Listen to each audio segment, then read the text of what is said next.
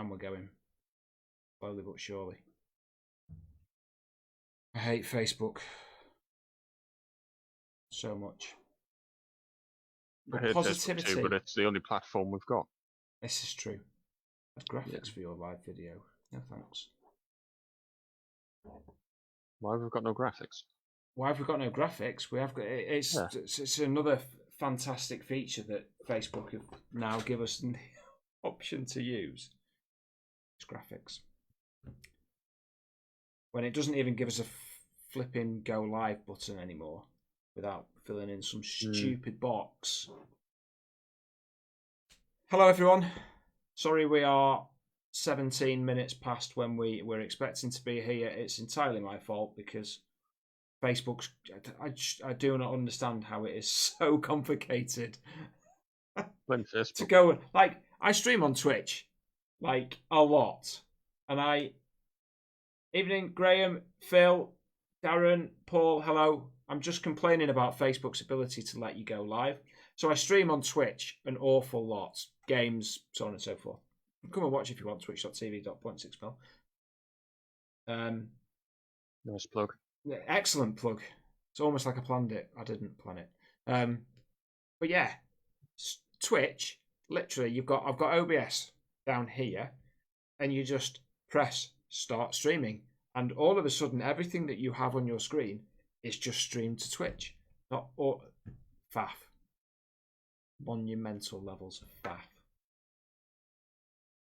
But we're here at last, which is fantastic because it's been absolutely ages. Ages and ages and ages and ages since we've done one of these. So I'm really looking forward to it, actually. I only kind of decided to do it this afternoon. I'm really looking forward to seeing what you've got planned. So today, talking of what's coming up and what is planned. For those of you who've been following me, Stip, mainly me and Stip, but there's lots of other people doing this stuff as well. You'll have seen the live streams with Le Covert. You'll have seen live streams with Andrew Sternglass. Who else have we had on Ghillie-wise, Stip? We talked to Snake. That was interesting. Snake, yeah. Have we had any other Josh people Kelly. that you would? Yeah, Josh. Yeah, of course. Josh Kelly does a lot of Ghillie stuff. Yeah. So over the many months that have kind of passed, it's time for 3-ish new suits. 2.5. So summer is coming. Well, summer is here, but a summer suit is coming. New winter suit and rifle. We're going to call it 3 actually. 2 rifle wraps. So a wrap for the MTW and a wrap for the VSR. So 2 suits, 2 wraps need to be made. And I'm not going to do much, if any, actual making right here, right now. What I'm going to do is, if you look at anything on Facebook, or for me, if you look at anything on Facebook or Instagram or wherever, there's a lot of information. There's actually very little information on how you get to the point of where your suit is done. You know, you see lovely pictures and you see people talking about bits and bobs. And we've done some live streams, to be fair, where we've built stuff. Mm-hmm. To be fair, many moons ago, there was the old Friday Night Live, which, yeah, I in his defence, I used to quite enjoy them. But, yeah, there's not. I think with the live shows that we were doing, though, it does start to get a bit fragmented and off topic. But I don't think we've done one about making the suit and even just getting started, really. We've sort of skipped to the decoration end and what materials to use and things like that. Exactly. So, day to day, I'm a project manager. That's what I do for a living. So what I'm going to talk about today is the inception of a project So how I have decided what I want and research and so on and so forth. And then the stages that I intend to go through to go from where I am now in terms of suits and the camouflage elements that I use now and have applied already to the point where I want to be in, say, 3 months' time, 4 months' time. Maybe a bit less than that. Depends how busy I get. But so I'm going to take you through my process. My process. It's just documenting my timeline of where I am now and where I'm going to be and how I'm going to get there. And what I'm really interested in is how I'm making the decisions on the things that I'm going to use. So base fabrics, 3D stuff, how I'm going to make it all. That's quite This is important. basically going to be how to make a ghillie suit. It is. From scratch. Yes. From the start. Yeah. It is. It's going to be not just buying an off the shelf thing. It's going to be the timeline. That's a really good point, actually. Everything that I do, none of it. I'm going to say none of it's off the shelf. Obviously, I'm buying fabrics. I'm buying Halo screen, but none of it. I'm not going to a brand and saying, "Provide me with a ghillie suit, please." That's fundamentally not what I do. No, it's a bit of a Russian idea, that. Yeah, it's never been something I've done. Have I bought a commercial ghillie? I don't know. I don't think I have. Bought a couple of leaf suits, obviously not fully made, but you can't buy something that's going to be instantly made to your environment. No. It's not how it works. You've got to put that in yourself, otherwise it's not going to work. Yeah. So. Good evening, Jimmy. Good evening, Jimmy. Phil Robinson. He asked about cheap foliage and so on and so forth. Hopefully, some of the things that I'm going to talk about in this entirety of the live stream, and I'm sure Stip will chip in as well, we'll explain those things. So hang around, chip in when you've got some questions, but it's all going to come here. I'll give you some examples. I'll show you some fabrics. I'll tell you where you can get them from, and we'll go from there. So, and Jimmy, no worries, anytime. Like I say, we'll have an hour and a half, something like that, to go through it all. Like I say, there's probably not going to be any application of here's a fabric, here's some Halo screen, I'm putting it on. What I intend to tell you is the process that I'm going to go through to get to that point, because it isn't an evening's job. That is the biggest thing. If you can take away something from today, is that making a ghillie suit is not going to Kicking Mustang, giving him way too much money. Well, not just Kicking Mustang. I mean, this isn't a Kicking Mustang kick. It's any of the commercially available, with a few exceptions, any of the commercially available ghillie suits. I don't think they work anymore. No, they don't. Because we've got to a level now where we're looking beyond just sticking leaves all over an expensive leaf suit fabric. Yeah. There's now a need to understand camouflage, for you and me for our journey with ghillie suits. But yeah, it's looking at the next step. It's trying to get things even better than what they already are. What I won't say is that those garments are terrible. I think when me and you, Stip, when we started this journey 6 years ago, 5 years ago, however long ago, quite a long time ago. You know, we were limited to the best on the market was Jack Pike and MFH, which is that right? Yeah, I've got an MFH one. Yeah, and they were good at the time. They were good and they were very easy, and I think that was the attraction of them, coming away from building ghillie suits out of materials yourself. You could have this thing that wasn't a bad start, but I'll be honest, is just completely unusable as a product. Yeah. It looks all right if you're standing still, but once you start crawling around and using it, it's horrendous. Yeah. But everyone starts somewhere. Well, exactly, and hopefully, this live stream and others that will come in the future, and I've got a plan for lots of YouTube videos as well. trying to make one a week. I've got 2 weeks off work. I'm trying to make one a week. I've not touched one yet. But there we go. So let's get started then. Let's get going. So I want to talk about some concepts, some theories, some strategies, whatever you want to call it, for how I have decided where I want to come up with. So if we're talking, we'll talk about a ghillie suit, and it broadly applies to wraps as well, or I think it broadly applies to wraps as well. So you need to know what kind of suit do you want to make. So do you want like a Viper hood type of thing? Do you want a full suit? Do you want a veil? Do you want a hood? Do you want long sleeves? Do you want short sleeves? Do you want trousers? Do you want boot covers? What do you want? So fundamentally, these are the list of things that I am going to have. I'm going to have a veil. Importantly, I'm not going to make my own veil.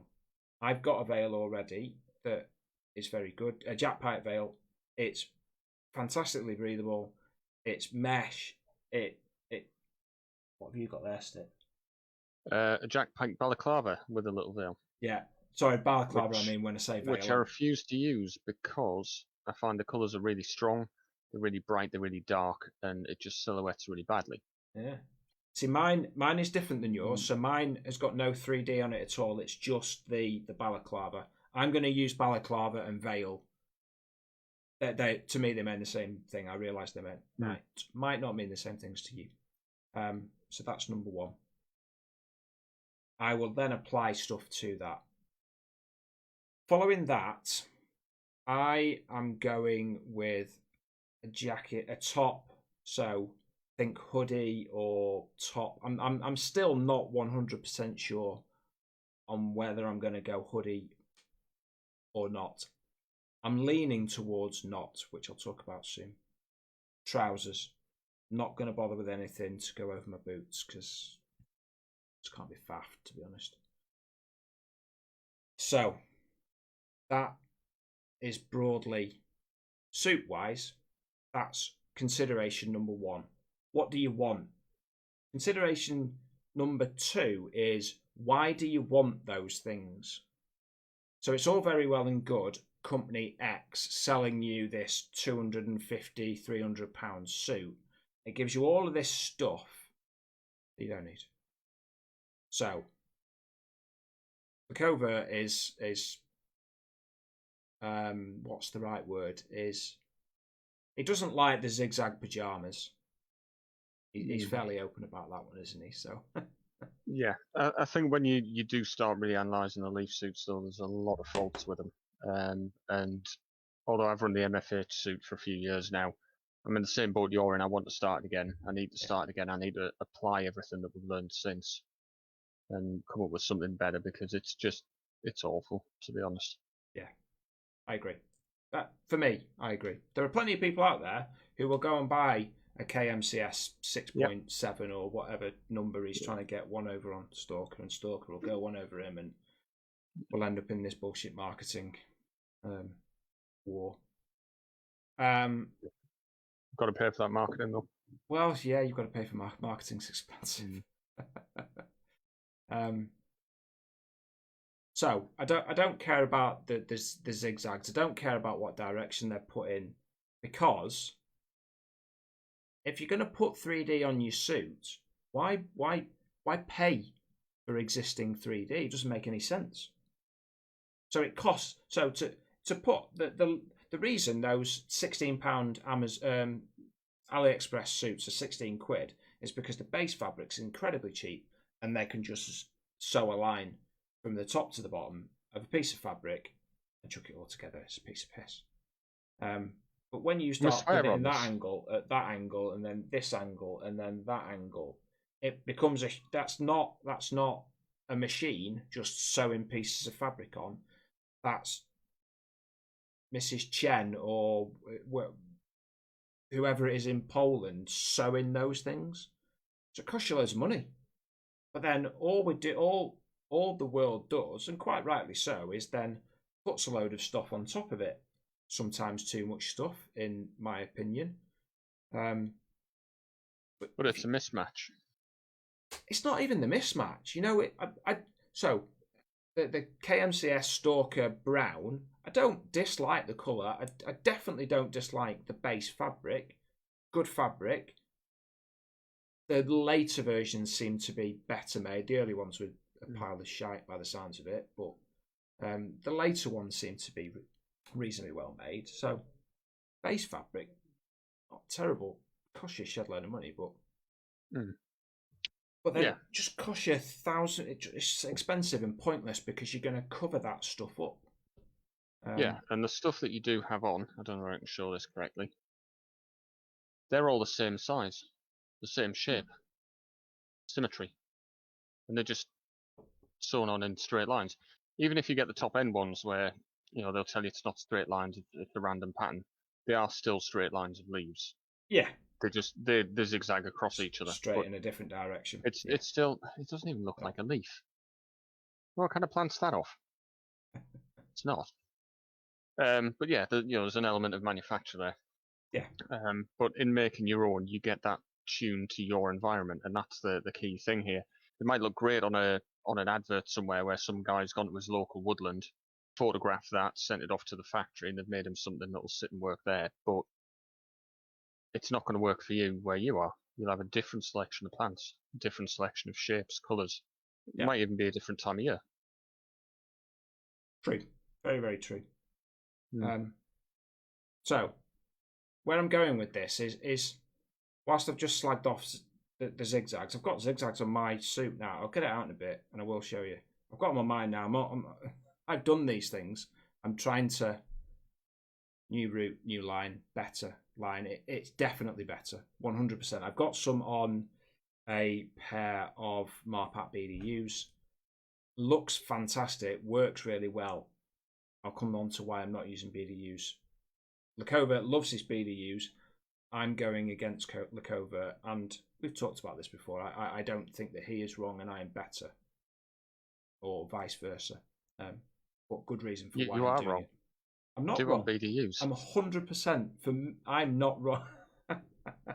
There's a very specific reason why I'm doing it, which I'll come to in a second. So, we talked about why I don't want zigzags.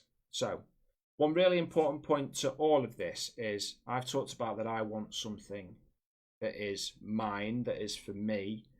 If you're going to do that stuff, you've got to do the work yourself. You don't get custom stuff without doing a bit of work. But if you really want it to work, and you really, in my view, for me, I want to get better.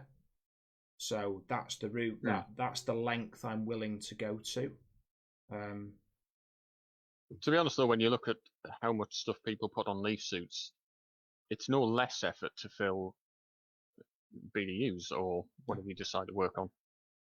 No, and the techniques apply broadly to BDUs as they do to mesh fabric. So it doesn't really matter which you use per se. Good reason that I'll come to in a second though. So, in fact, we'll talk about the fabric now. So, 2 suits. As what can we go to the start? Because I'm probably going to keep buttoning it anyway. But you were talking about capes, hoods, suits, whatever. Yeah. What is it you're going for and why? So, yeah, we were talking about why, and this is to talk about some of the why. I'm going to have to talk about some of the fabric. So, in fact, just fill the gap. I'm just going to go and get some fabric, and I'm going to explain. I'll be back in 1 second. You go and get some fabric. I'll answer my own question then. In terms of capes and hoods, it's going to depend a lot on your play style and how much of your body's going to be exposed. But I would always do a full body suit because at one time or another during a game, your full body's going to be on show anyway. So it makes no sense just to say, right, I'm going to cover my head or I'm going to cover my head and my shoulders. Because you'll have moments where you need to cover everything. So I'd be interested to see what Andy's choice is on that. One thing you can do is use hoods or veils just to do a different upper half for different vegetation. You might do a woodland floor body, which we're all familiar with leaves, sticks, twigs and things, and then perhaps do a grass or a green upper to break the head from the rest of the body, or for changes in time of year, changes in the environment. So you could have a set of veils, I guess. Oh, this looks interesting. We've got rigs and things. Yes, that's a new surprise. I like surprises. I like surprises too. Okay. Not in a game of Airsoft, but I like surprises. Yeah. So, one thing I have learnt in the last however long it's been is that Marpat is the dream. And I'm going to show you some pictures actually. Basically, as I find these pictures, we're going to talk about the reasons that I am going for a particular look, for a particular feel. So excuse me 1 second. Where micro and macro patterns question. Does that relate? I think. Well, I was waffling about capes, choice between a cape or a full suit. Your micro and macro patterns would apply to anything. Your micro patterns, your smaller camouflage patterns, are going to work better closer up. If you're one of these people who will lie on a path deliberately to try and get people to walk past if you're videoing it or whatever and you want to look good. Macro patterns work better further away because it helps break the human outline up. I'm a big fan of macro patterns, but I know Andy sat there with some digital, so we'll have a look at that first. So, just going to flip over to this. So, Marpat. You'll see here that I've got a pair of camouflaged halo screen and a few other bits. These are BDUs. They're really very good. Andrew Sternglass, hello. How are you doing? So BDUs. You're going to get some expert advice here now. Yeah, here we go. Marpat mesh fabric, which is what you can see in this picture here. So let's have a little zoom. I mean, you could, in fact, zooming in is probably not a great idea, but you can see how good that pattern is. Just so that's laid over. I've got a. I thought I'd got another picture actually. Let me just see if I've got any more. I must have just shared them on Instagram. That picture's good enough, to be honest. Yeah. So I've got a. So if anybody's interested, there's a before and an after. So underneath that is my kit bag, and it's a massive kit bag. I mean, a massive kit bag. It's one of the British Army deployment ones. So say 1.20 m by. It's probably my kind of a bit longer than my torso. And that picture there is from maybe 2 meters away. It looks quite wide because it's on my phone. But that's from about a couple. In fact, my kid might be lay underneath that. Actually, she did come with me that day. Anyway, regardless, it's on top of a big unit. So, but you can see how good that is. The black for me, and you can see the covert there, just covering up the black spots with very small 3D would make it great. Which no, I think you need the dark spots there. I think you need some dark, but I'm not sure about too much. I think from having been out and looked, that's where it falls down a little bit. Anyway, so coming back to the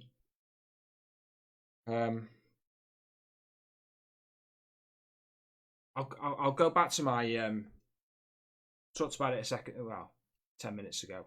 I'm a project manager by trade. That's what I do for a living.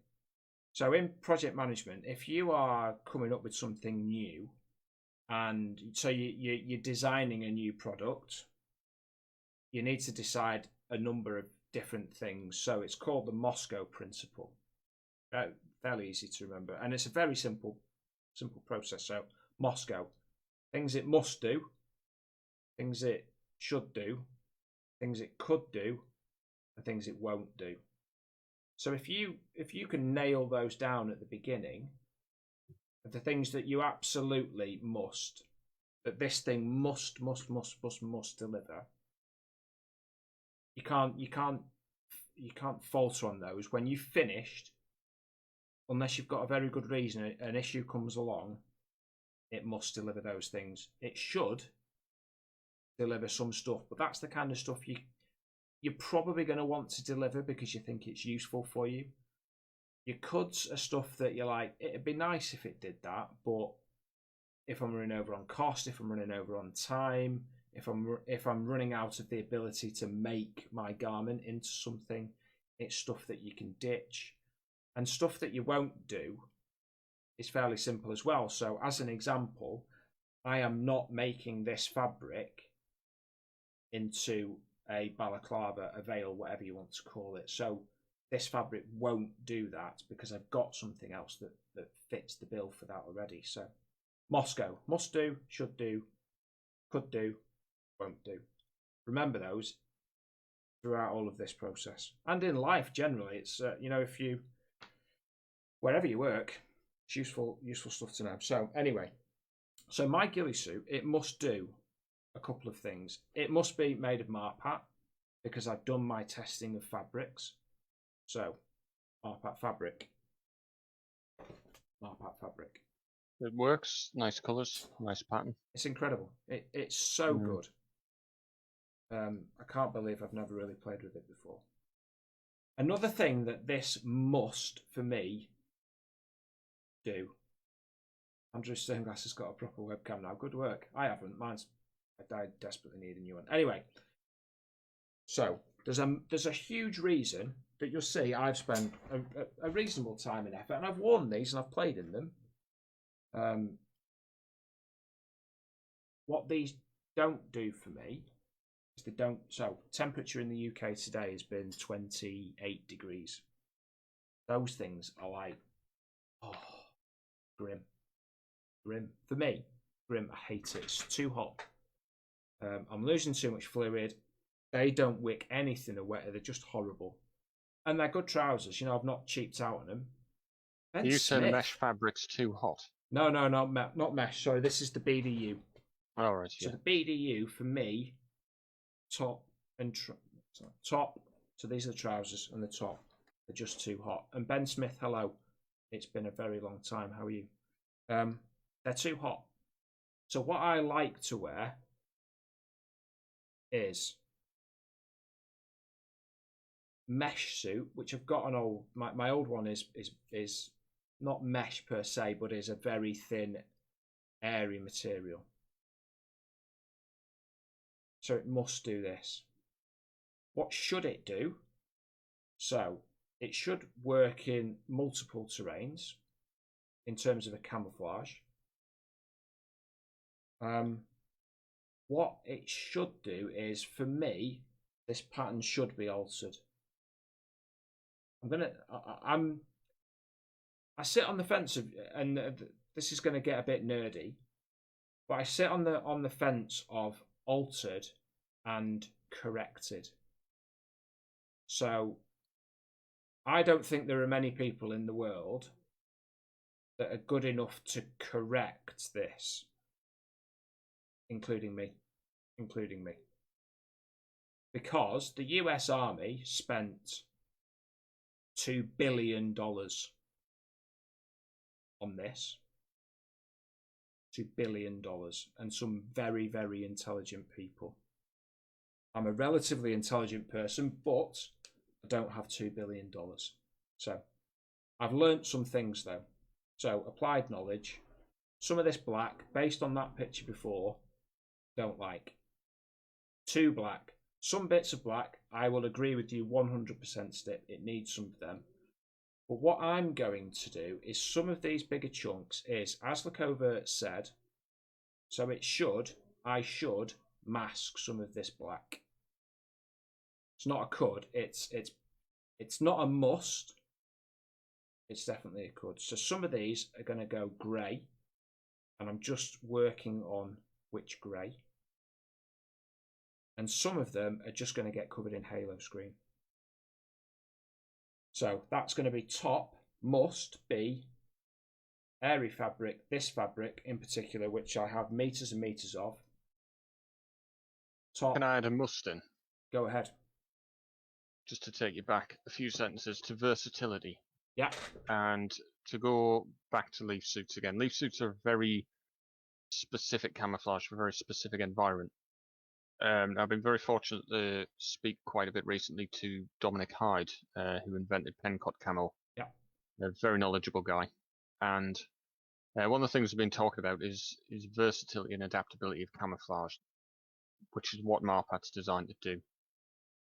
You can't just expect to model something on one piece of floor, have it work there, but then work for you anywhere else you go. And even on the same site in the UK, we've got grass, we've got woods, we've got brush, we've got longer grass, bushes, different terrains. I think one of the goals with camouflage suits, even if you lose a little bit of realism in a specific spot, you need that versatility to be able to be adaptable across different spots around the site.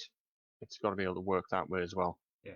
Excuse me 1 sec. Just keep going with that. I've just got something I need to deal with. I've finished now. Yeah. So we see a lot, if you look through the Corbett's work, a lot of the pictures he does where he has suits that are sort of half brown, half green, and they'll work in grass, they'll work in leaf matter. Not 100%, and I'll be honest, you could probably get a KMCS covered in dead leaf matter that would work better in a certain spot, but it's got that adaptability to be able to move across the site with. And that's one of the things I'm looking for. I'm at the same point Andy's at. I'm going to start all my suits again, but I need to research, I need to learn, and I need to get it right. Because I can't be bothered making too many more Ghillie suits. But yeah, one of the things we need to look at is adaptability in different environments. So your all brown micro pattern leaf suits. I can bring this thing back. I don't know if you can see that. Is a very sort of micro, very specific pattern. And because it's printed all over as well, you get a human outline. If you ever watch people in leaf suits where they go somewhere away from the leaves, you still get that dark brown silhouette at about 20 to 40 meters because it's not broken up and it doesn't adapt to anywhere else. Adaptability, Andy, if you're back. He's gone again.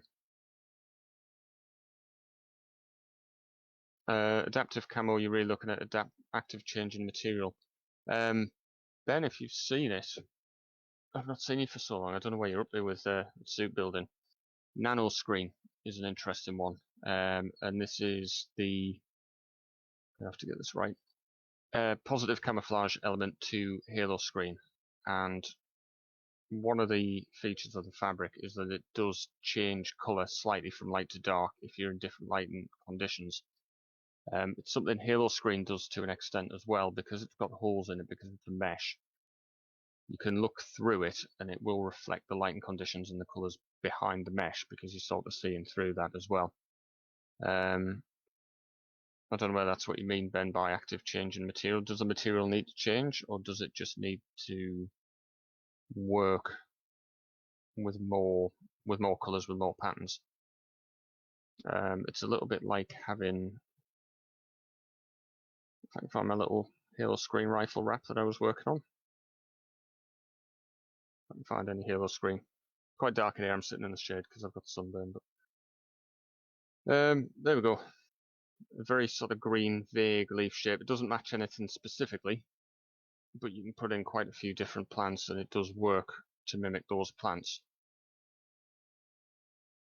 Andrew, you have a micro and a macro pattern. You do with some camouflages, yeah. The Marpat is built up so you've got a micro pattern, a little digital pattern that fits together into bigger shapes, so you get a micro and a macro depending on the distance.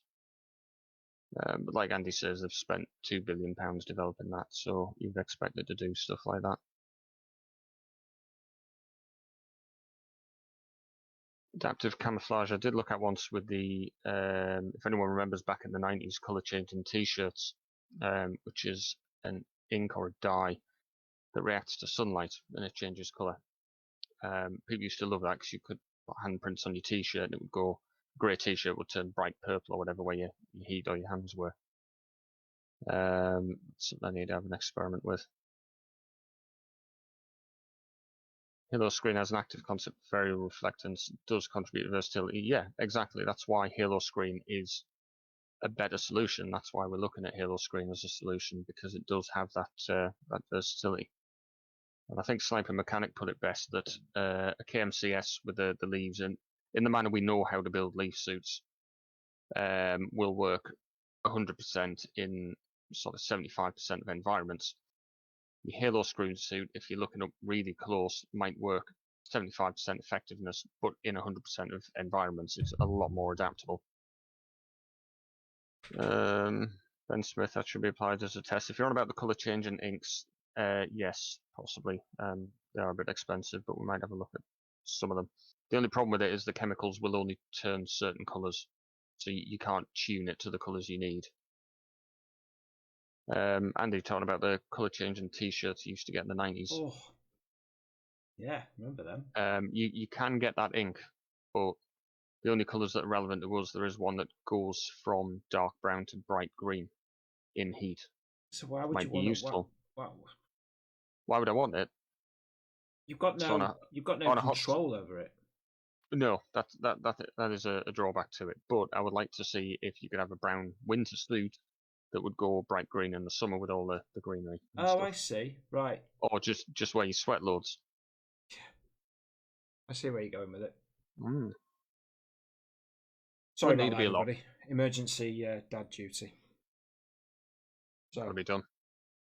Only got one beer left. Your turn.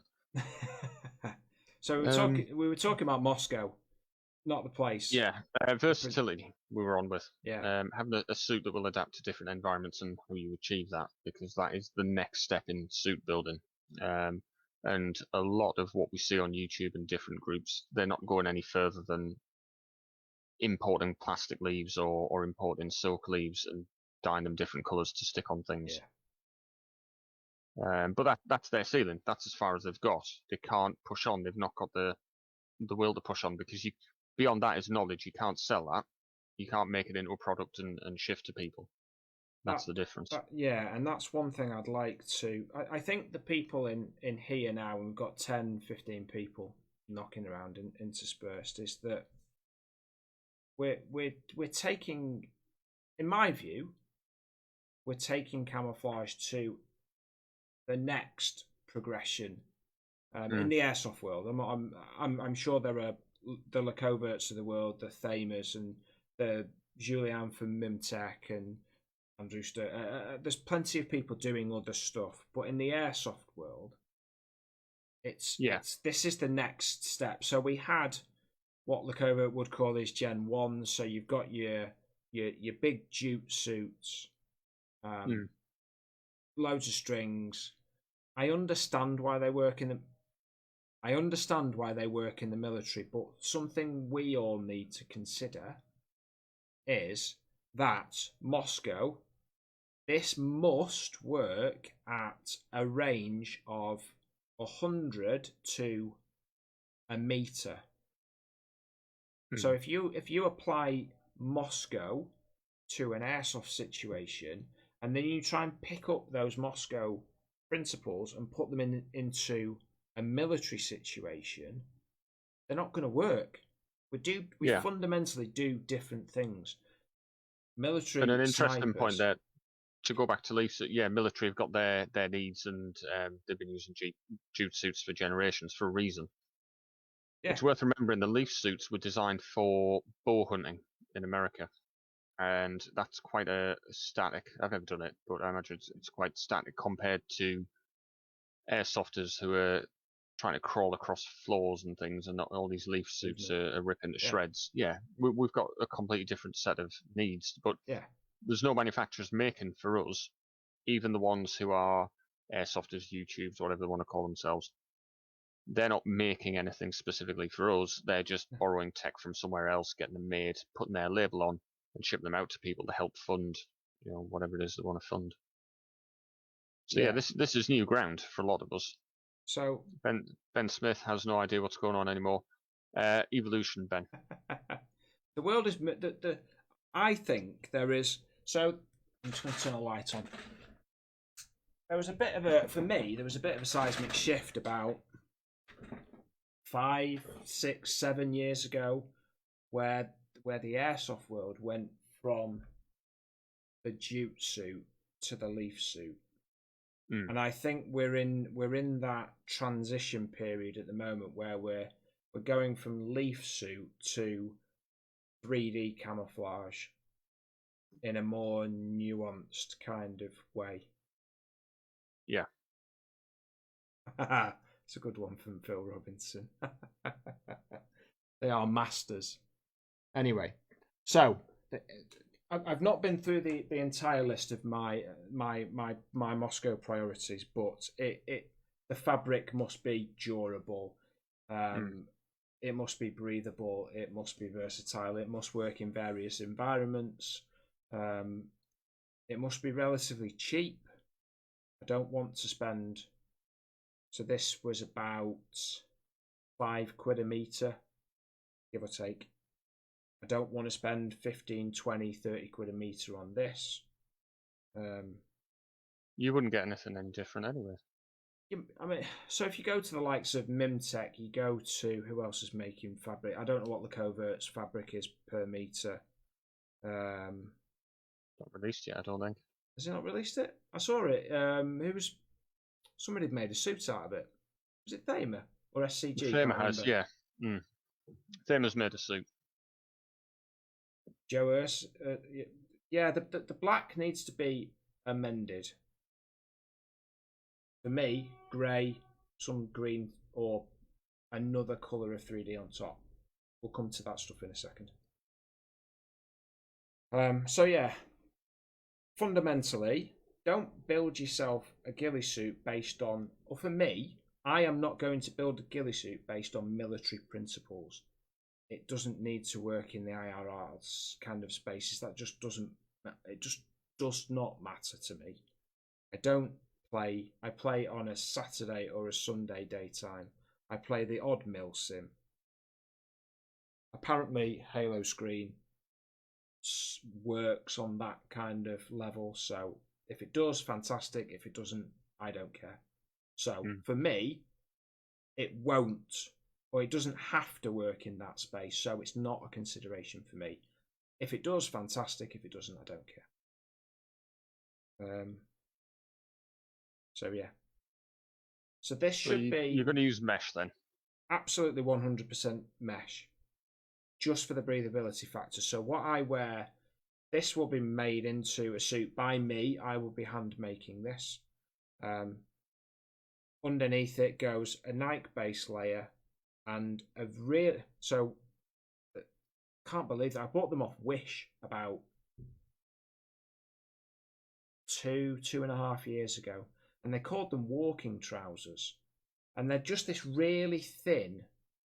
They're perfect. They're absolutely perfect. And I tell you what, they have held up to an absolute hammering because I have hammered them.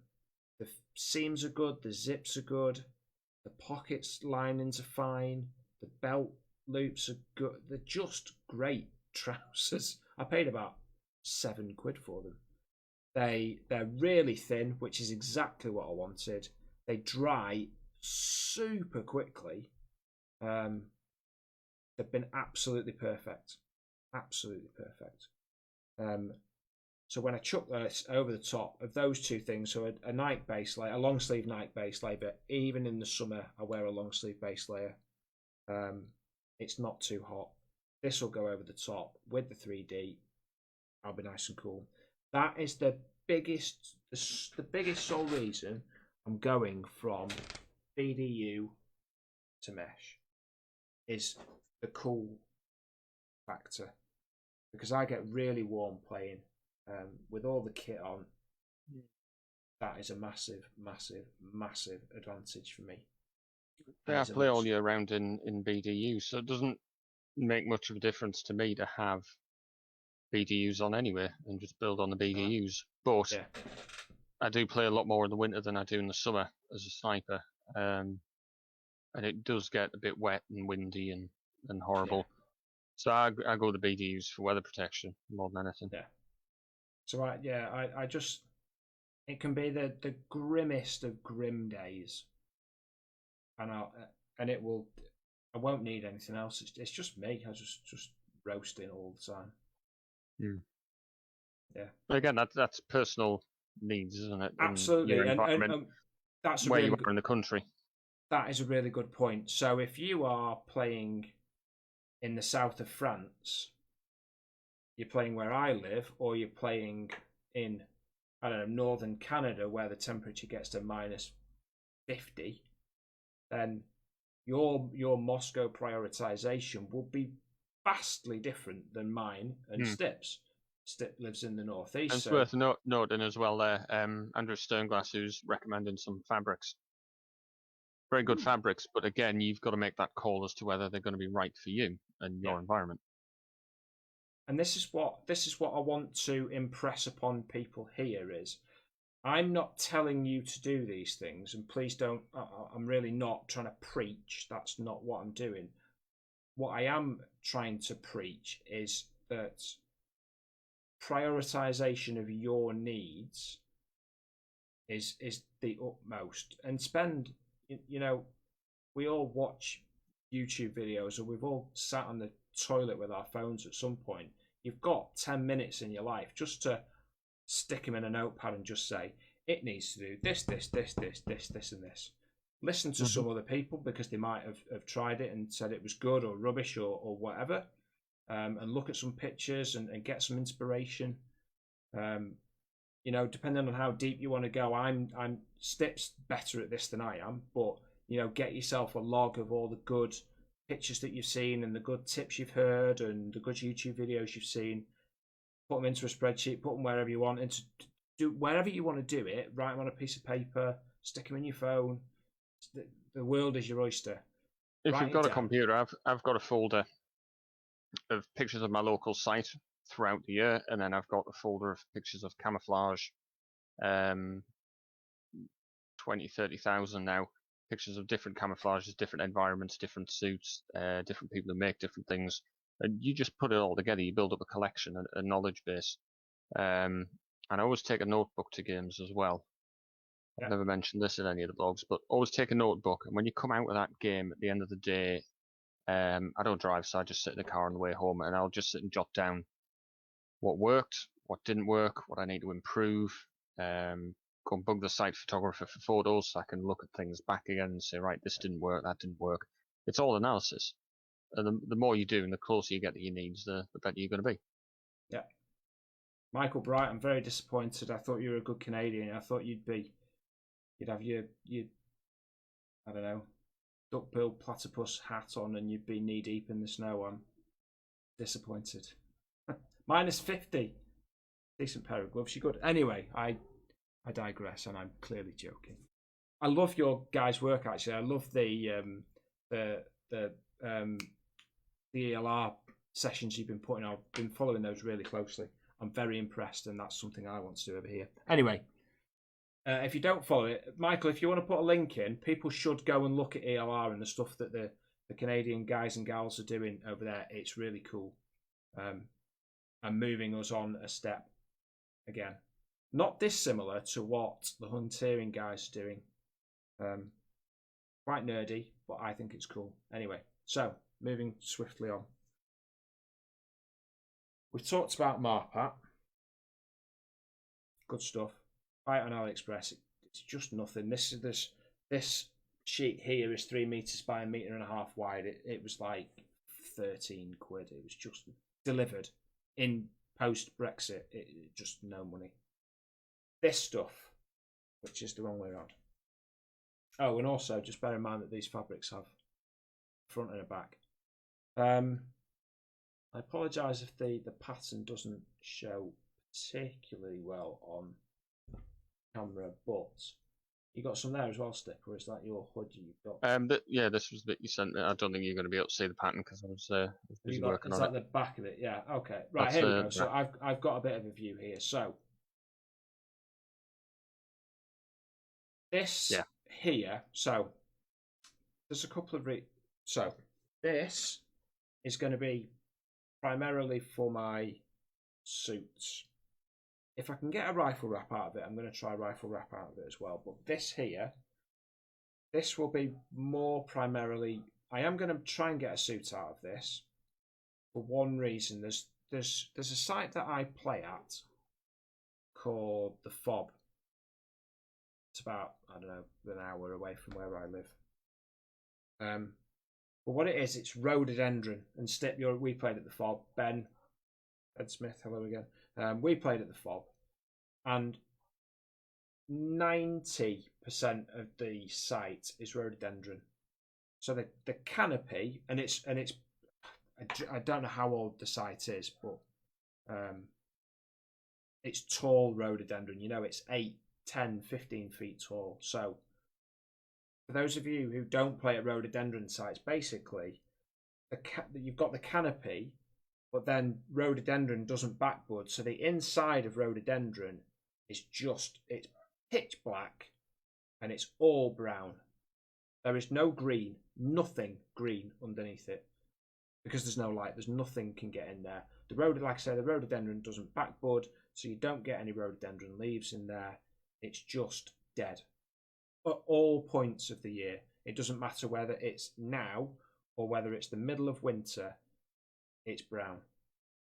There are a couple of areas dotted around where it isn't, but so this fabric here is primarily for that, because I play at the site quite a lot. It's primarily for that site, and then other sites that this would work in. Realistically, it's going to be a winter. I'll be honest, the fabric, as I'm seeing it on my screen, I know everyone's screens will be slightly different. The fabric you sent me is a little bit greyer, a little bit more washed out, and it works perfectly against dried soil. It does. So it's very, very good pattern, very useful. If anybody's seen it, so this is a complete Chinese. I forgot the name of it now. MA71 or something similar.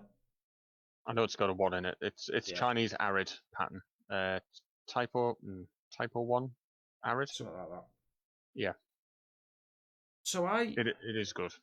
Can't remember. Well, I can remember. So that the must for this fabric is it must work at the Fob, Moscow. It's mesh. It applies to all those other. The only thing with this fabric is the mesh is quite wide comparative. It's the two fabrics. I'm not going to be able to show it here, but they're different, fundamentally different fabrics that the patterns are printed onto. This mesh is very wide, so it is a little bit see-through. So the pattern underneath this is going to matter. But ignoring that for now, I'd been looking for a pattern for ages. And I mean ages, and I don't know how I hadn't found this one before. But it's really good. Or I think it's really good in just to chuck it on the floor and if we go back to the bag test that I did before, I haven't got any of the pictures available at the moment, but on the bag test, similar idea, it worked really, really well. What I like about it particularly is, so one of my Moscow prioritizations was that things should have, I'm going to say grey, and I still can't nail the colour down. This is as close, so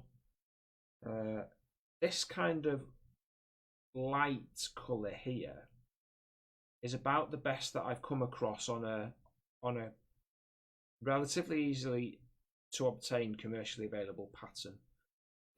I can't believe this happened. We had a live stream with Le Covert about, when did we do that with Le Covert? 6 months ago? Was it that long ago? 4 months ago? Whenever it was. In the spring. A little while ago.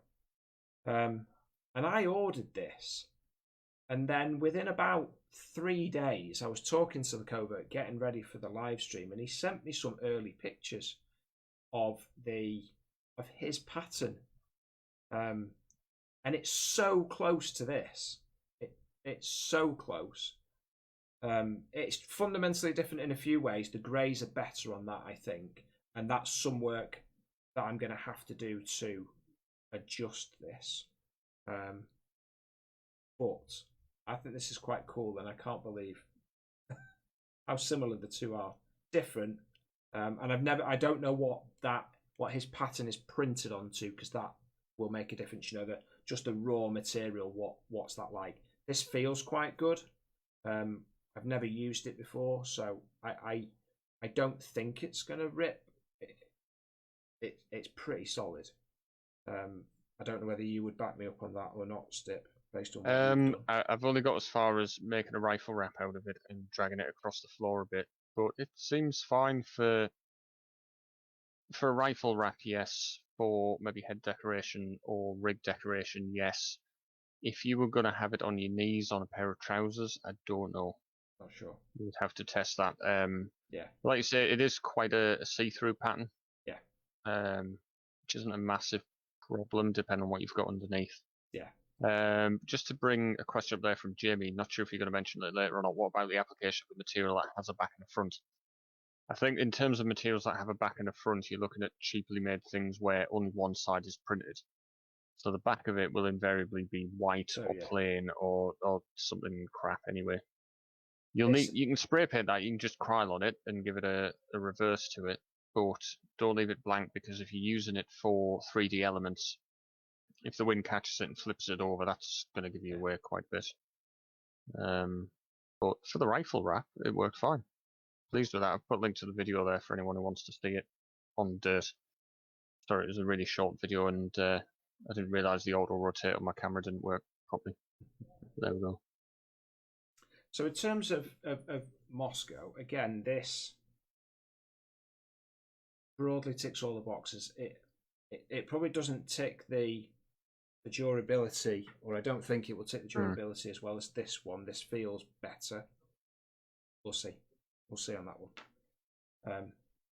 There is an old video from Rippercon, probably about 10, 12 years ago now, and he had a smock, which is what I'm basing mine on, and he did cut panels out of it to put mesh on as ventilation. So it was just ventilated BDUs. So on the back, under the armpits and everything, he had mesh for ventilation. You could always go down that route so that your key high wear areas are still quite durable, but you've still got breathability if you need it. Yeah, there's lots of things that, and this is the beauty about doing your own. So Moscow, isn't it? Moscow. Everybody will be. If I don't see somebody write Moscow on one of their Facebook forums in the next week, prioritization, Moscow prioritization. It works in the work environment. If you work in, sorry, I'm going to go off on a bit of a tangent here, but if you work in somewhere that develops products or works with Prince2 or Agile or anything like that, and you're not a project manager, go and say to one of your project managers, "Oh, could I have a look at your Prince2, your Moscow prioritization list for that?" Get you loads of brownie points, or your boss loads of brownie points, because they'll go, "For what?" And you go, "Oh yeah, we're not prioritizing the." Anyway, I'm going to stop now. So work's work. This is Ghillie building. This is what people are here for. But it all applies. What's in the box? The box of dreams. The box. So, are you on a boat that's rocking in the background? You can tell you're a project manager. Yours is nice and organised. This is it. So, we've decided, or I have decided. Mine's not. Yeah, it is fairly well organised. It's mainly because I've not done too much with it yet. But so, fundamentally, I am at the point now where I have got my prioritisation list. I know what the base is going to look like. So it's going to be made of this. The base is going to be adjusted, and it's going to be adjusted in two ways. There's going to be spray paint, or there's going to be the application of 3D, which is going to adjust and enhance. So we're going to come on to the enhancement now. So there will be plenty of people out there who disagree with some of the things that I'm going to say. And that is absolutely fine. And one of those people is Josh Kelly, who I respect highly, and he makes some extremely good ghillie suits. So that out of the way. Subjective, what you use is what you use, is what you like. I'm just telling you where I have come from and where I'm going to. So, I don't think it's any... it will be any surprise to anybody to say that I'm a massive fan of Halo Screen. Massive. But, and there will be people, and there's one of them who's sat in a darkened room in the northeast who will disagree with one of the things that I'm about to say. Halo Screen, and I'll come to the box in a second. But in, let's call it 2016. There was a man called Phil Osborne, also known as Nornock, online. And he, and I guarantee you this, in terms of acrylic inks, he is the one who did most of the work. The Hunterian guys did a load of the work. When I say the work, the development work. So, Lakova developed and brought to the market Halo Screen. Phil Osborne and probably the Hunterian guys did a load of the work on acrylic inks. It moved into, well, it went off in two paths. So we've got the acrylic ink path, which I tried, hated, didn't use. And then we had the RIT if you're in the US, or iDye Poly if you were in Europe. So there were the cheap Chinese leaves as they have become known. Crinkly, terrible colours out of the bag. But people just glued them on flat and they just look like absolute shite, in my opinion. Please tell me if you don't agree. But so no, the flat leaf look was awful. Still is awful. And thankfully, I've got a picture of you somewhere. With flat leaves. Sneaky leaves, even worse. Oh, sneaky! Don't get me on that train. So we're going to concentrate on the Chinese leaves for a second. So prioritization list again.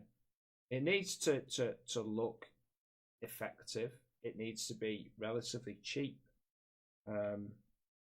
It needs to be relatively durable. It needs to be relatively easy to apply. There's probably a few other bits and bobs in there. It won't look like an absolute piece of turd. So, prioritization list, a number of years ago, call it 2016, 2015, 2017, can't remember the year. Everybody was into, they were like a yellowy, tanny kind of colour, and they took the dyes quite well, as I recall. Wash them, blah, blah, blah, strip the starch out of them. That was why they were crinkly, they got starch in them. That was why putting them through the wash works, but people just boiled the starch out. That's all you were doing. All you needed was a hot pan, oil it. It didn't need to go through your washing machine to trash your washing machine, because they trashed washing machines. Anyway. But what people didn't like were the reds. And granted, the reds were also a massive pile of turd if you wanted to put them as they were onto your suit. But what the reds did really well, and Stip's going to completely disagree with me on this one, is once you oil them, strip the starch out, it stripped loads of the red, whatever dye they'd used, it didn't stick very well. It stripped a load of the red dye out, so it went like a pink. But, so if you in autumn, when you look outside, what colour do leaves, a number of leaves start to go red? When they start to die off, yellow. Some of them go red, like a deep browny red. And yes, they do. It depends what you're looking at. Anyway, they fall to the ground. They go a brown. And what I think personally, people will disagree with me, but these browns don't lie them flat. I really like them. So there are a number of them on here, and when you use them outside, I think they look great, personally. So I've still got some on here. I only use the browns now. There might be the odd green that's dyed brown because that was quite a nice colour too. But yeah, the reds, I dye polyed brown, earth brown, Andrew Sternglass, thank you very much.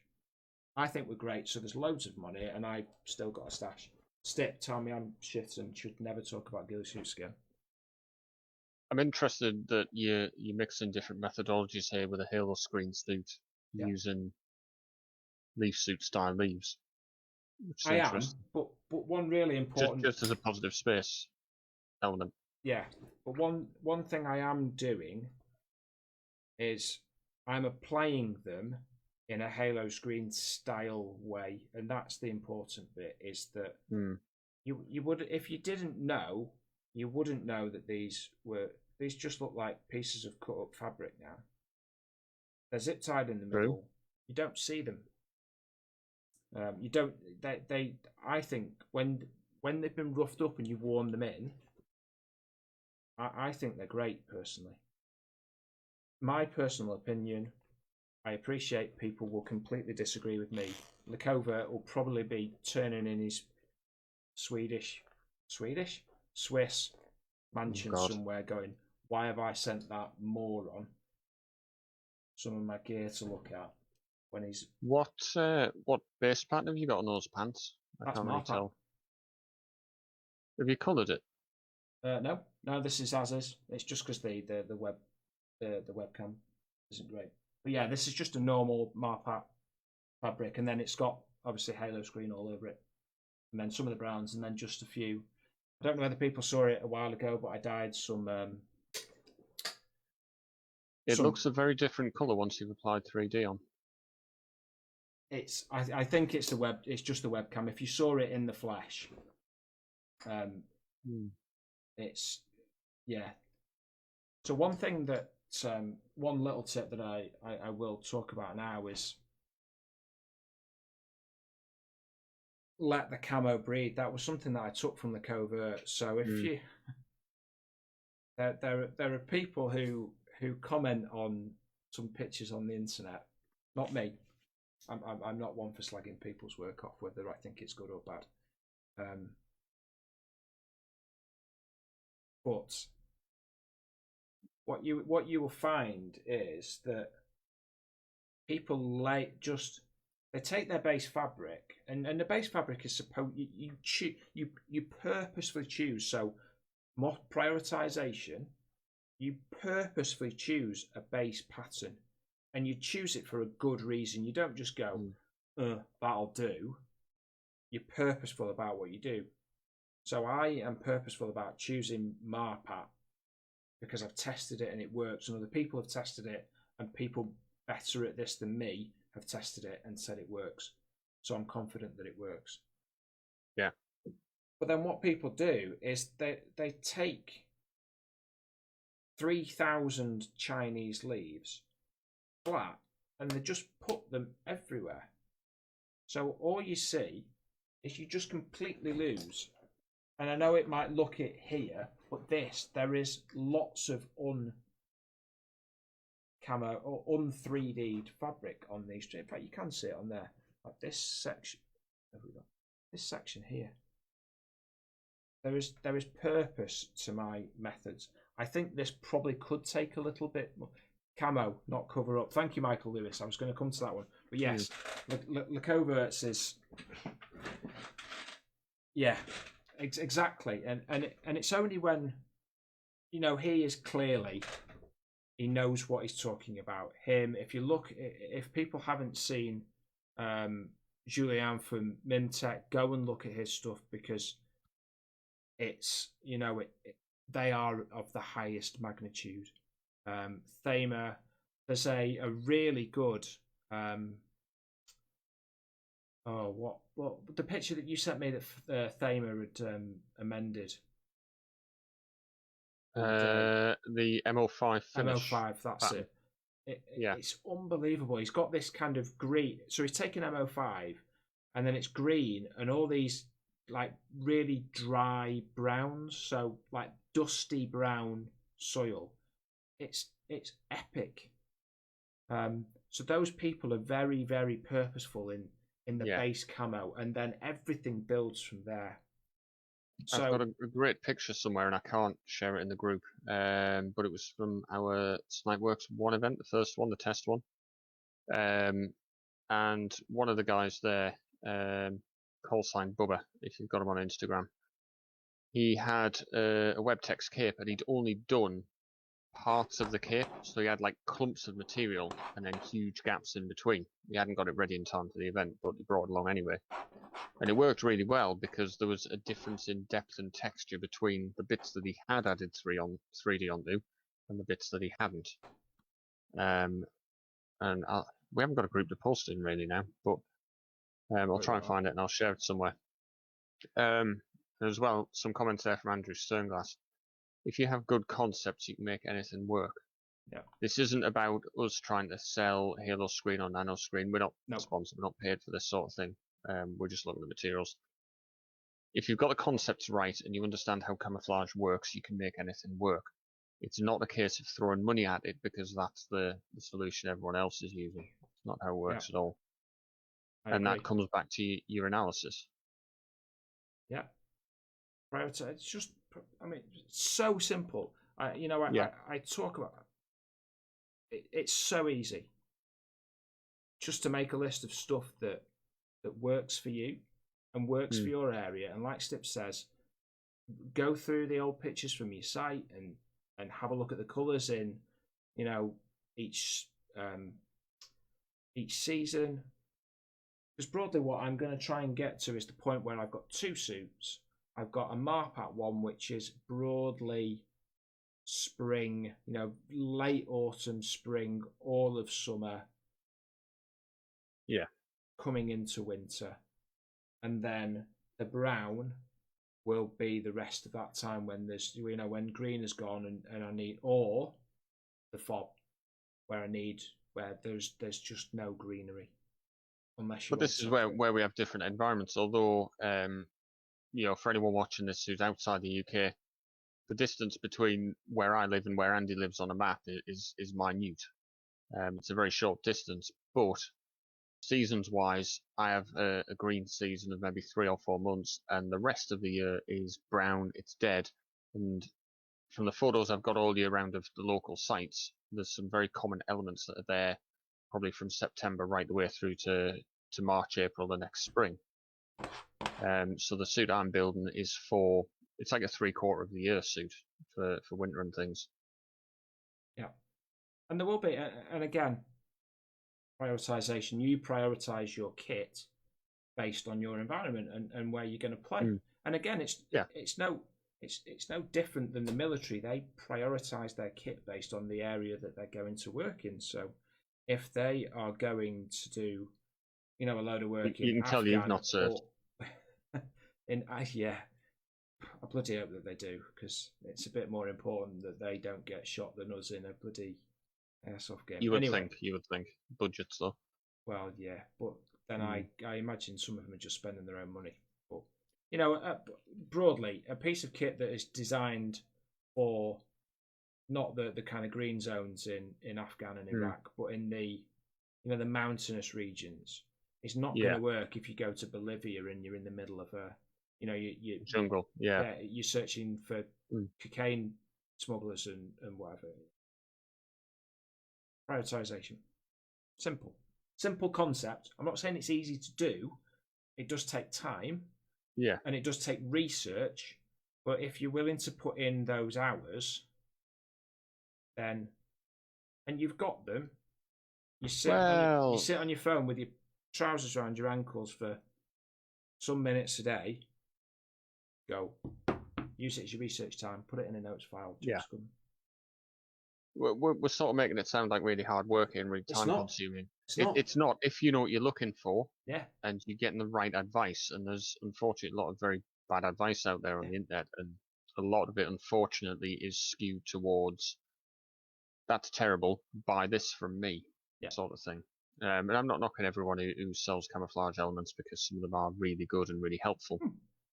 but you've got to know what you need in the first place. Yeah, you've got to understand what you're buying and why you buy stuff. So, as an example, I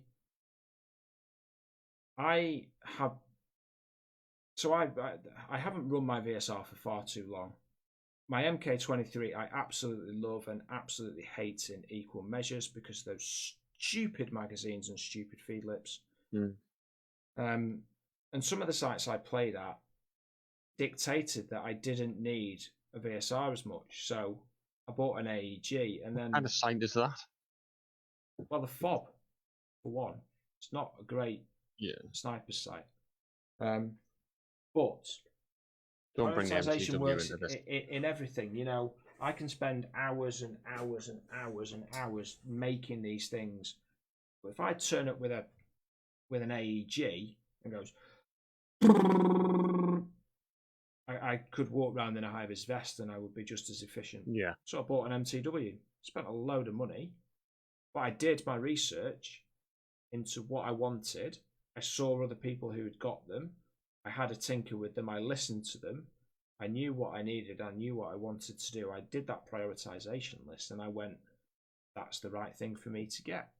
Granted, that's an insane amount of money, but to bring it back to the camouflage, though, and to go back to Andrew Sternglass's very good points about the materials you use, you can get a really great effect from buying some cheap, £20 BDUs from Wish, a can of spray paint, and a couple of cotton bed sheets. Yeah. And people should do. Yeah. I mean, there is, so on here, yes, I've spent some money on some Halo screen, but these brown leaves don't cost anything. This fabric here is just it's just cotton fabric that I dyed with the tea. Fundamentally, it doesn't have to cost lots of money. I agree. How much is one of those KMCS leaf jobbies? Are they 300 quid? I want to say 300 quid. I'll tell you what. I don't want to get that wrong because I'm not having that on my search engine. Thank you very much. Even if we say $200, £200, £200, €200, wherever you are, for that sort of money, you can get something that is a lot more effective if you understand what you're doing with it. And if you were willing to spend the money on materials like that, buy nano screen would be the first thing I would do, and then buy Halo screen on top of that because it works. And then just buy a couple of bits of raffia and coconut rope from eBay. I was wrong. KMCS is 200 quid. KMCS, 199 wasted pounds. That's KMCS yellow. Yeah. Yellow. Sorry, everybody. I call it KMCS yellow because I hate it. I don't mind the brown. I really don't mind the brown. I hate the green with an absolute passion. It's not green. The micro pattern's horrible on it, and so's a lot of the other pattern. But but if you're going to spend that money on equipment, put the money into something like nano screen or Halo screen. Anything else you can do for very, very little. Yeah. Excuse me one sec. I've just got to send a message. Which is very unprofessional. But it is. It's a good thing we're not professionals, really, isn't it?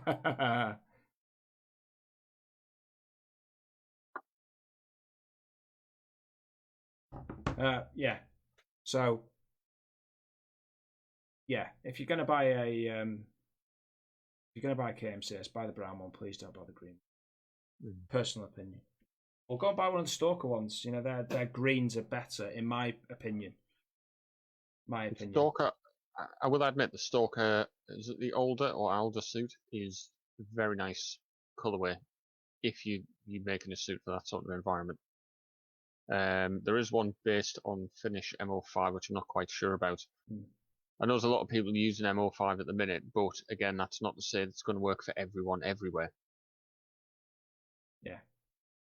Michael Lewis is just saying KMCS plus Halo, Nano plus Time, very close to the full set.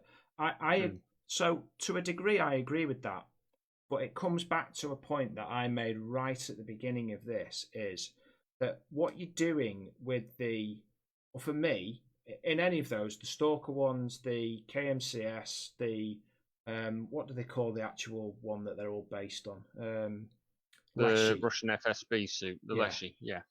What you're trying to do is in essence, you're trying to cover up those zigzags because they don't work. By adding more material on, yeah. So you're adding. You're paying for a load of material to add more material on. Yeah, and the problem with that material is that the reason these cost so much money is because you can't put that through a machine to do it. It's got to be a human being, and human beings cost a lot of money. So I understand where the money goes. I just think that you can put your money into a better place. So, as an example, and I'm sorry, I'm going back over this old ground slightly, but in fact, I'm not even going to pick this up. The KMCS brown base fabric, you can go and buy it today. You can buy it by the meter for, call it £7 a meter. I can't remember exactly. 7, 8, call it 10 at the worst. So you spend 30 quid. Then you take that 3 by a metre and a half to a seamstress in your local area, and they'll make you a trousers and a top for call it 100 quid. It won't cost you 100 quid. Or go to your grandma, go to your mum, go to your girlfriend, go to your brother, whoever you know that can make a suit. Buy a sewing machine, learn how to do it. Right, it's so easy. It sounds complicated. I learnt to do it. It's very, very easy. And sewing machines cost no money. You can buy a sewing machine on Facebook Marketplace for £10, and you don't need a fancy sewing machine. As long as it sews basically in a straight line. It's just So for considerably less money, you can get more. Yeah, and it's tailored to you. It's trying to beat all those adverts, isn't it? And trying to be able to think for yourself. Rather than stuff shoved down your throat. But yeah, you can do a lot better for a lot less, and it comes down to understanding those concepts. And I think we do need to have a look at doing a live show about camouflage principles, to be honest, and how to get it right. I know we're looking at making a suit now and how to choose it and how to build it, but there's certain elements of camouflage that you need to understand. Yeah, and I think that's if people want to know that now, you can go and look at the Lakova, the live shows that he's done, and any of his, he's got lots of work on YouTube. Yeah, there's loads of people with loads of experience. Oni, the French guys, in my view, are the kind of pinnacle at the moment of it. They seem to be, they've been doing it for a long time. They're ahead, yeah. But I think there came a point, like you said, the explosion in leaf suit popularity, 2015, 2016, where we split, where I think sort of the British route was to buy these leaf suits and glue plastic vegetation on them to mimic things, whereas the French went deeper into understanding how camouflage works. I think concepts like pattern, breakup disruption, contrast as well. I'm a big fan of contrast. They worked out how it worked.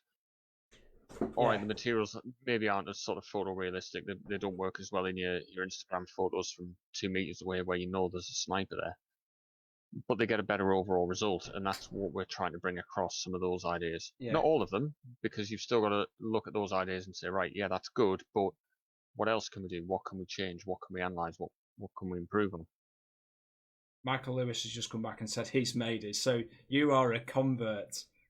Excellent. I'm very, very pleased. The thing I like with, and I'm just going to come back to a point you just made there, which is really important, Stip, and absolutely spot on, is that these materials... Huh? Of course it was spot on. That these materials,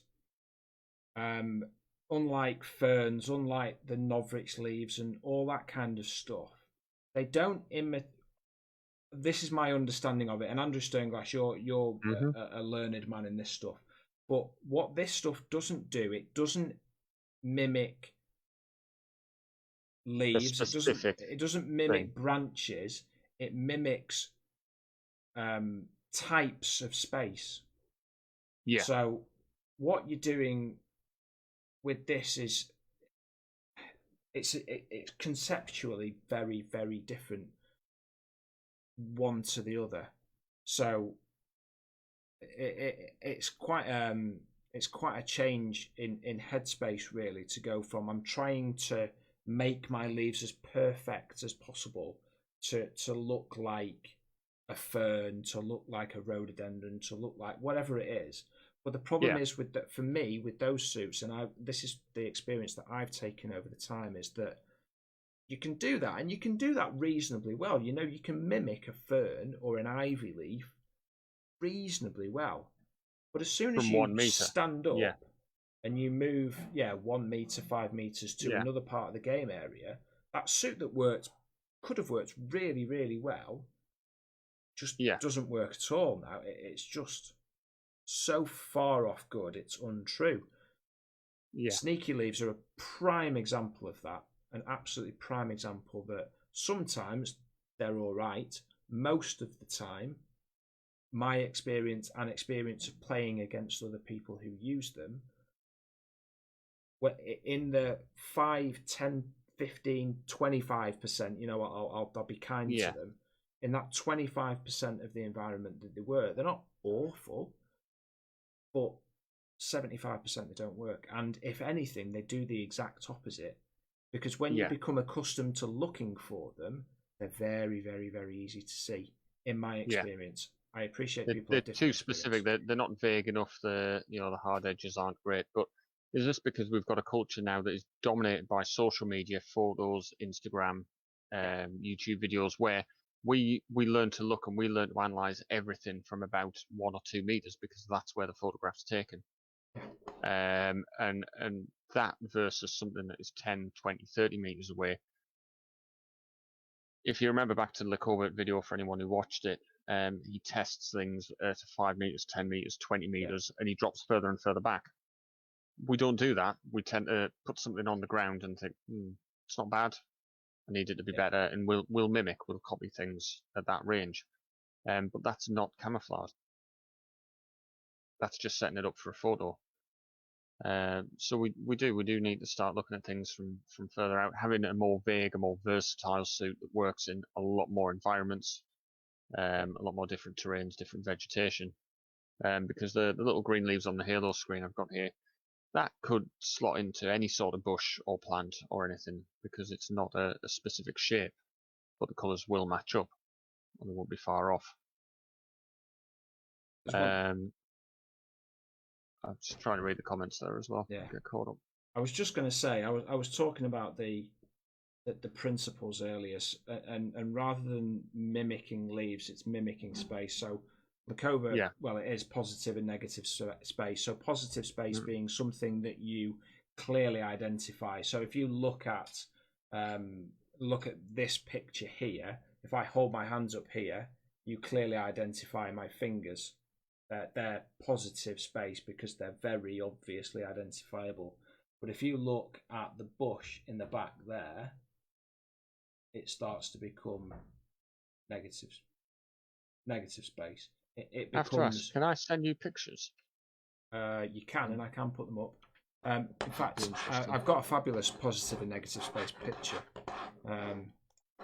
and that's, for me, that's what Halo screen and cotton fabrics and a few other bits and bobs do really well. And that's the mindset that I've gone from mimicry of living things to mimicry of types of space. Yeah. It's a bit conceptual until you get your head around it. It's a bit what's he talking about? But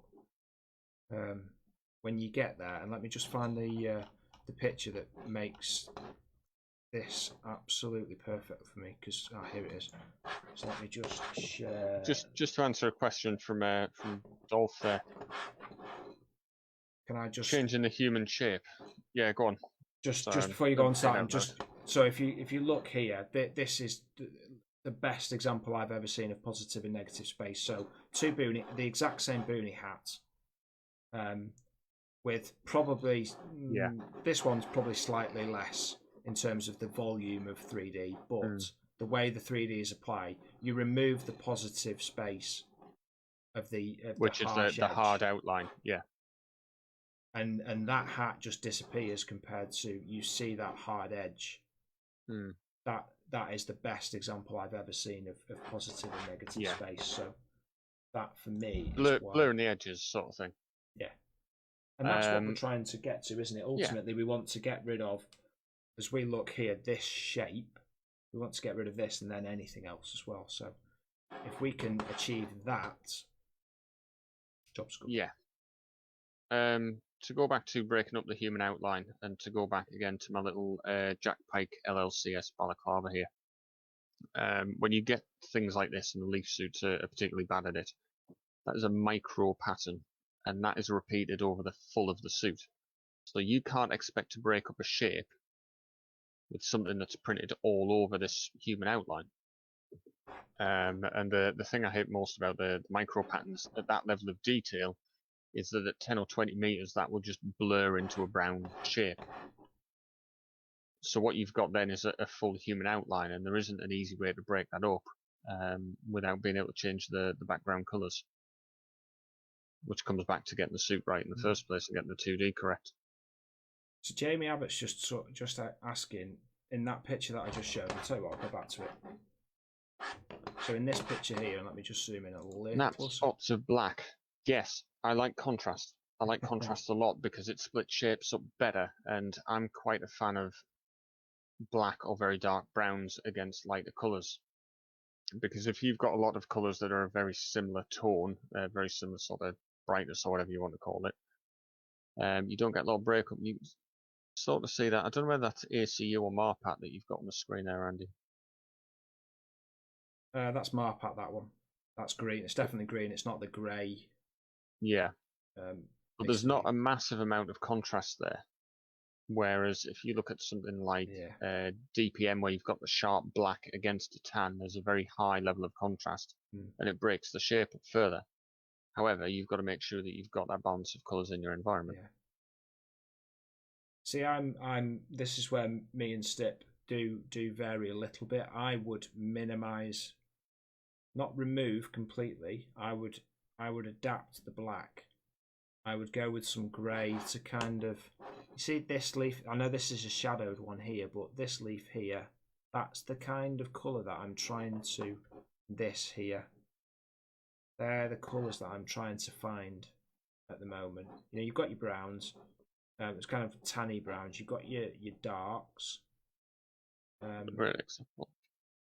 It's this kind of grey, that's where I'm trying to get. I agree with Jamie there, looking at the ground, the dark spots give depth. Yes, because dark spots do exist in nature a lot. You know, where you've got depth between objects, you've got shadows, or you can see through the soil in that picture there. But those colours aren't present on the hat. I know the point of the picture is to show the positive and negative space, just by moving the material to the outside of the brim. But I do think high contrast is better. Yeah, I mean, I don't disagree in terms of contrast. Yes, it definitely needs contrast. I am completely with you on that one. I think it's the volume of black that I'm a bit. I don't know. I'm still open to being wrong on that one. I don't think I've tested enough to fully understand. If you've got your Marpat picture, I think it works where you had it laid over your kit bag or your child or whatever it was that you lost underneath the material. It works there because you've got those dark spots in the background as well. Yeah.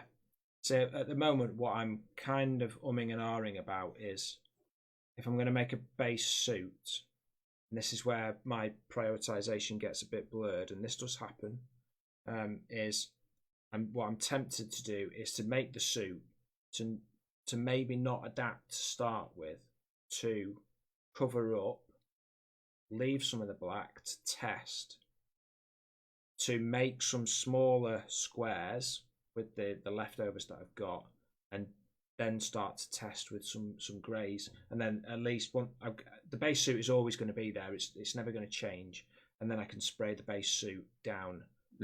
Take the 3D off, spray the base suit down once I know what I think works. The only slight issue with that is on scale. You know, a square of however big it will be, say 15 by 15 centimeters, maybe, will be different than a body size suit. So, yeah, I'm still very much open to being wrong on that one, but time will tell, as they say. I think I've kind of go on. Sorry. Andrew Sternglass saying there he's excited to share with the community again. Recently assumed that nobody would be interested in what I had to say about camouflage concept. Oh. I think that the problem is we're sort of drowned out by the vast majority here who are still happily sticking leaves and plastic plants onto things and selling them between themselves. There's a very small group, but I think we do sort of get the regulars in for our live shows now. We see the same faces who are genuinely interested in learning about camouflage, not some kind of bizarre arts and crafts session with leaves. I love that. Yeah, it's about bringing them together, and you know, if you want to get in touch, if you want to find spaces where you can chat about that, drop us a PM. Yeah. We're always interested in bringing like-minded people together, and that's what these live shows are for. The people who want to take it that step further, who want to get better. I think this is what I'm not going to say at the pinnacle that so you've got the likes of Thamer, SCG, Lakova. Andrew, I put you in this league as well. On his not quite as prolific in terms of stuff that he does, but his stuff, when he does do stuff, it's very good. Laurent Koch is prolific in the work that he does. He does loads of it, and it's very good. He does some massive scale stuff. He did a vehicle cover that was it must have been 10 meters long, because I made a comment actually. I was like, when you can't mimic the ground, so you just make a new ground. It was enormous, this thing that he'd done. It was really good. I think for like Sir Laurent and Thamer and Julian at Mimtech as well, they're probably looking at applications beyond Airsoft. What we're trying to do is bring the Airsoft element together to look at solutions, to understand concepts and understand camouflage. Yeah. That is you're very right there. I look at Julian from Mimtech, and he is having never in the military, but never a surveillance officer, but done some surveillance work and learned some surveillance from properly trained surveillance officers. But it doesn't matter too much what your job is. It's whether you've got a mind to pursue it. Yeah, and but whether you want to look for this improvement. Where I was going with this is that his work is geared towards either the military surveillance units or police surveillance or whatever other random government organisations do that stuff. So excellent work, but not massively on the Airsoft side, and he doesn't push it, does he really? He's probably trying to sell a bit of fabric because his fabric's very good. It's one of those, the information's there if you want to go looking for it. It's not shoved in your face. Yeah, he's owned by some humongous French company now, so yeah. But for anyone who has been on tonight, and we've certainly seen a lot of faces, if you do have an interest and you do want to get in touch, please do. You know, we'll group together, we'll work on things, we'll work on understanding concepts, and we'll do more live shows and try and get more of you involved as well. Yeah, definitely. Jamie Abbott's got a KMCS that's had the Josh Kelly treatment. You're a lucky man. He does some good work. Yeah, I'm pleased. I like Josh's work, and I like Josh. Josh is a decent human being as well. So we've had him on here before, and he's always willing to share, and he'll make you a suit if you want to make a shoot, but he'll also, you know, he keeps his secrets under his wrap, doesn't he? But he's happy to share. So yeah, there's plenty of good people out there who'll do stuff for you. So yeah, I'm kind of. I don't think I've got much more to say in terms of the process or the beginning. This is the beginning of the process. That's one thing I'd say is, you know, we've talked about prioritization. We've talked about some of the things I'm going to do that meet my needs. and we'll probably Well, why don't we do one next week about what I'm doing? Yeah, My needs, and see how they compare. absolutely. I'd do that. If you want to do that, I hope so, because I need you to do that, because you push the buttons and make things work. I'll just sit here and talk I about can make you things, look but bigger. yeah, I'll be the small. I'll be the small one in the corner. You can be the big person chatting. I thought you were on about something else there, but yeah, that's cool. That's cool too.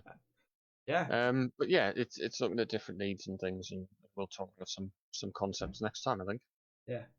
Just one very quick thing that I will talk about. This is just a little tip that.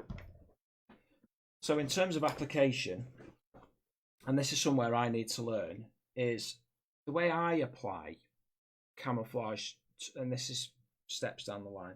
The way I apply my camouflage to my fabrics is to follow the pattern, and not everybody does it this way. But it's difficult to show you exactly here because the camera's not great. So if you see the brown here, the dark colour is on top.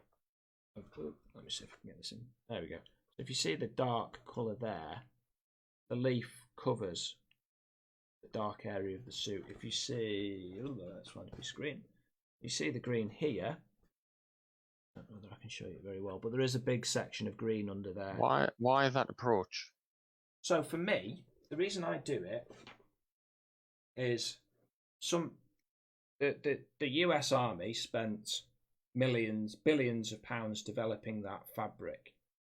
So what I'm trying to do is to build that pattern, to build upon that pattern. Yeah. So what I'm doing in essence is I'm trying to build a 3D version of the flat 2D pattern. Yeah. That's what I'm trying to maintain the pattern. Yeah. So it's not going to be exact, is it? But in essence, what you should see on my suit is Marpat. There are lots of people who do it vastly different to the way I do it because they've got loads of experience. That's just the way I do mine, and I think once I've got some, when I've got some spare Marpat fabric, if I can get a metre square maybe. Question from Dolph there: won't you lose the contrast if you do it where you match the 3D to the pattern? Well, no, I shouldn't do because I would say because the contrast is on the pattern anyway. Yeah. Between the two colours. Yeah. So this is where for me, the way I develop my suits is important that the base fabric, if the base fabric is crap, so if I try to develop it on, one of those blue base suit, and that's a stupid example, but anyway, where I'm going with this, if I build on a crap base pattern, then my 3D will be equally crap. But because I build on what I believe to be a good 2D pattern, my 3D should be good. Yeah. And that comes back to testing your patterns out first and not just sort of buying one, sticking everything on, then taking it outside and realising it doesn't quite work. Yeah. And I know obviously it's expensive buying a lot of camouflage patterns, so try and do your research beforehand, speak to people who operate in similar environments. Pick your 2D from there, or get fabric samples and then build it up from there. Yeah. Because I know you use AliExpress a lot more than I do. You can probably get most of them quite cheap. Even though they're going to be knockoff copies, at least you can see what's going to work and what isn't. Yeah. So the forest colours are layered if I'm not in... Do you mean as in... So I'm just... The different layered halo screen, maybe, where you put two colours together. So, if that is what you mean, Dolph, and please tell me if I'm getting this wrong, but yes, you will see with the way I apply my halo is that they're a darker halo at the bottom than the top. So I always put where I've got two colours of halo, the darker one is always on the bottom compared to the lighter, which is on the top. So, if that's what you mean. So yeah, that's just the way I do it. It seems to work at the moment. I know, again, Lauren Cott is a prime example of this. I know he uses the same Marpat fabric that I've got there, but he creates the macro pattern on top of that. So he does it in a different way than me. His are very good. So that works if you can get your pattern right. The problem is Yeah. I've seen some patterns.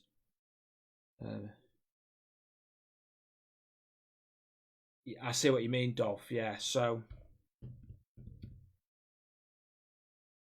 yeah, so Good point. what you'll see with the I see where you're going with it. I suppose it's a balancing Oh, act. he hasn't got an answer. Yeah, it's choosing between the pattern and the reality, I guess. But if you did it that way, you wouldn't have the shape breakup that you would get by following the pattern.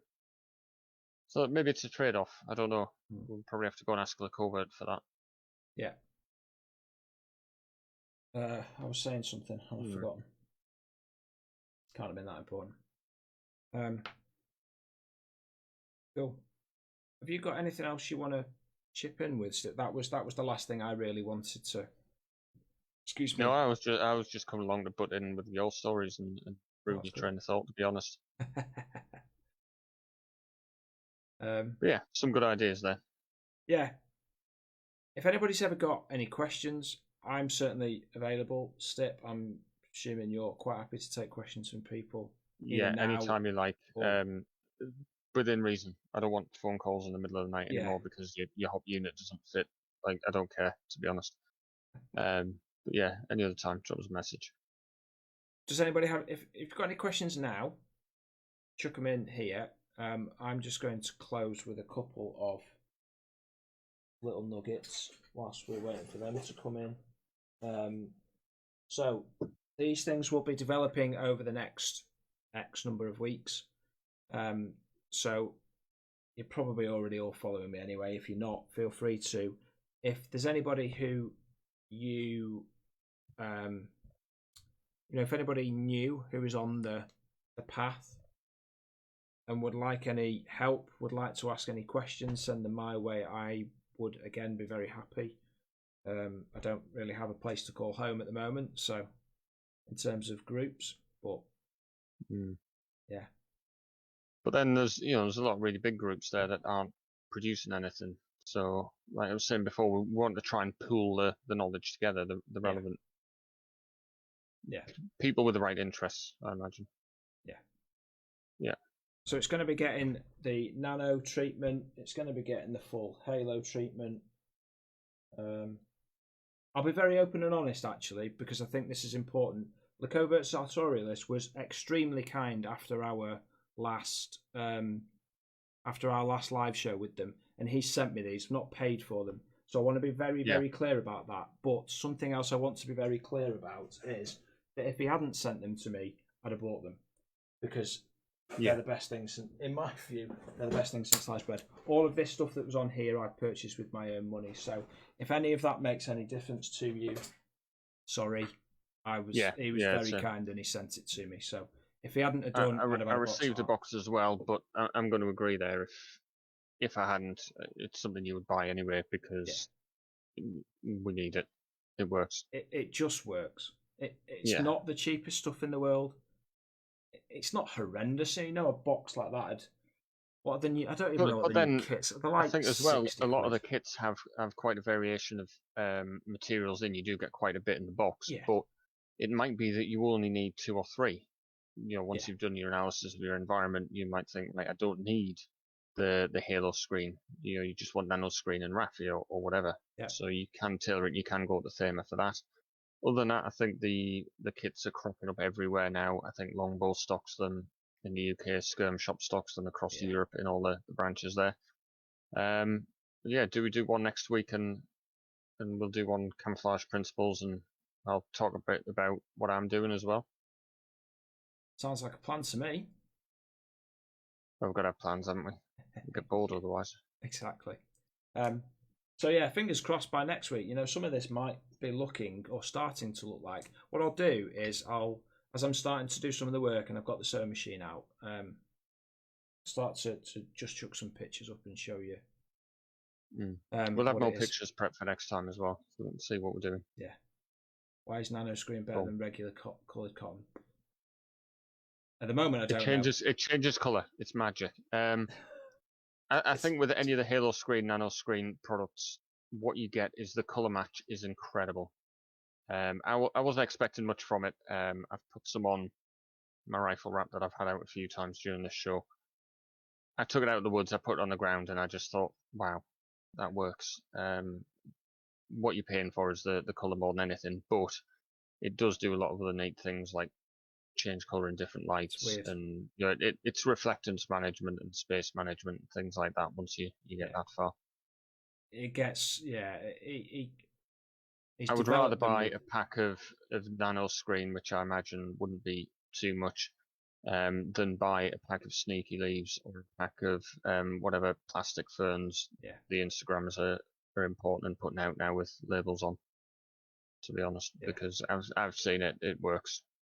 Simple as that. Yeah. I wish we were getting paid for this, but we're not.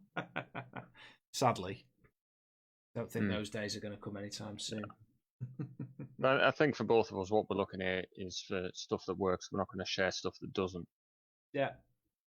Because we don't gain anything from it either way. Well, so. no, and nobody else. Like, you just end up looking like a tool, don't you?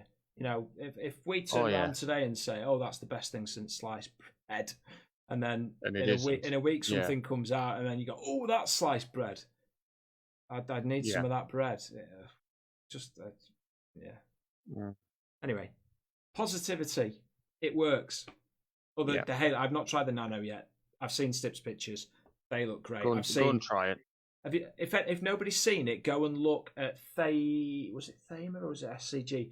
Either Thamer or SCG, and they did a boonie hat toss, and it's just gone. It was very early on, say probably about the time we did our last live stream. And or go to my channel, and like I said, I've got that little 40-second video. You can have a look at it in unfiltered glory by someone who's crap with a camera, but it still works. I did link it before, but I've ended up accidentally shutting windows and things down now, and I've lost where I was. So there we go. There's plenty of stuff out there. Go and have a look at Stips. And don't believe us. Believe the pictures and believe the videos, but don't believe them all. And then believe us, because we're not lying. No. Well, let's wrap it up there then, because people want to go to bed now. Yeah, sleep. Soccer states. Thanks everybody. Lovely to see you. Like I say, anybody with any questions, chuck them to us at any point, and when we're free, we'll get back to you. So thank you very much, and we will be back at some point with Stip's take on it all, on his kit and so on and so forth. Let's do that next week. Let's give them something. Sounds like a plan. To tune in for. Yeah. Fabulous. Okay, everybody. Thank you very much. We'll see you all soon. And if you are playing tomorrow, have a good time. Toodaloo. Bye.